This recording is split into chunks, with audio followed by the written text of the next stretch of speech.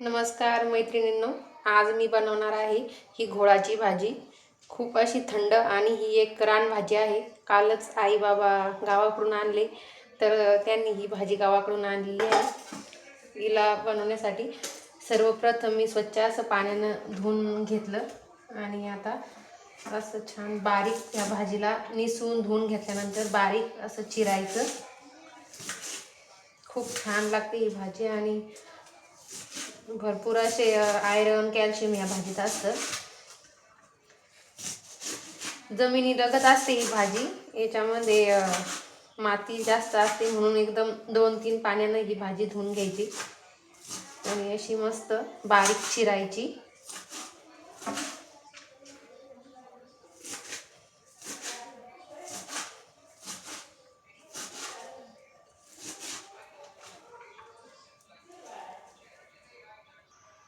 हे बघा, ही आपली भाजी अशी बारीक मी चिरून घेतलेली आहे।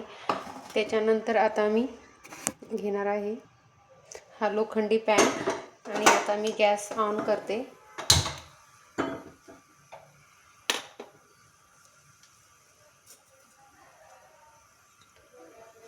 त्याच्यामध्ये 2 चमचे तेल टाकायचे।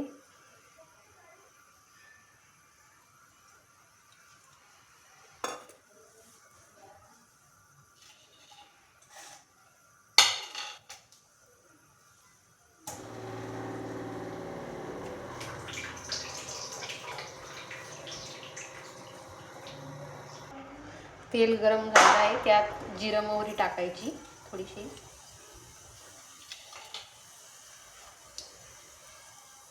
त्यानंतर लसूण,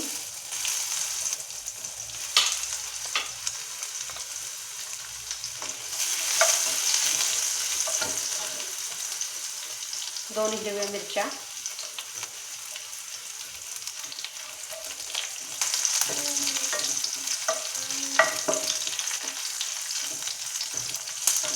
आणि नंतर हे 2 बारीक चिरलेला कांदा।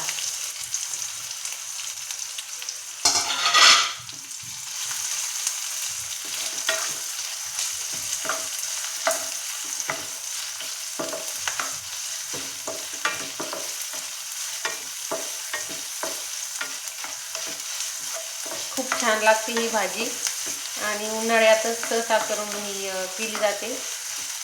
एक अशी थंड अशी म्हणजे उष्णतारोधक ही भाजी आहे। कांदा असा मस्त जास्त लाल होऊ द्यायचा नाही, थोडासा लालसर रंग आला आपण त्यात भाजी टाकणार आहोत।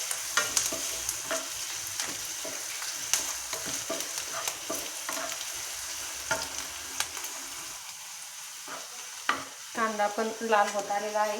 मी यात थोडं लाल तिखट टाकणार आहे। मिरच्या पण टाकलेल्या आहे, पण थोडं आमच्या इथे तिखट खातात तर थोडं लाल तिखट आणि हळद हे छान असं मिक्स करून घ्यायचं।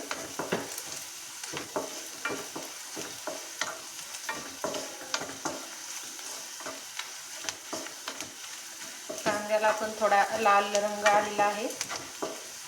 आता त्याच्यामध्ये आपण ही कापलेली घोळाची भाजी टाकूया।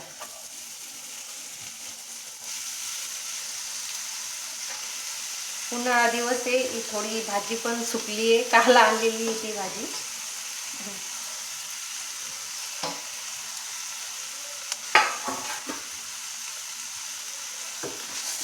आणि नंतर यात टाकूया चवीपुरतं मीठ।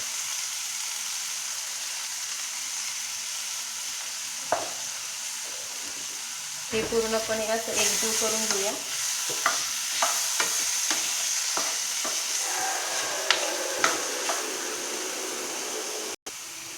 भाजी थोडी अशी परतल्यानंतर याच्यावर आपण वरतून टाकणार आहे थोडं हरभरा डाळीचं बेसन।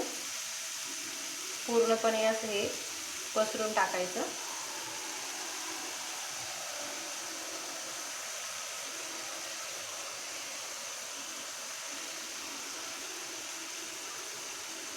आणि 10 मिनिटे मंद आचेवर हे कुक होऊ द्यायचं। चला तर मंडळी 10 मिनटं वेळ झालेली आहे आणि आपली अशी ही घोळाची भाजी पण शिजलेली आहे. तुम्ही पाहू शकता की हे वरतून टाकलेलं बेसन पूर्णपणे असं त्यात विरघळलेलं आहे आणि याला पुन्हा एकदा असं एकजीव करायचं. खूप छान असा वास पण येत आहे.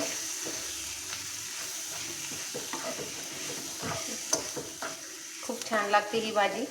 अवश्य एकदा करून बघा आणि आमची ही रेसिपी आवडली असेल तर लाईक करा, सबस्क्राईब करा. भाजीला कलर पण एकदम छान सुंदर आलेला आहे. ठीक आहे, तर भेटूया पुढच्या ब्लॉगमध्ये. बाय.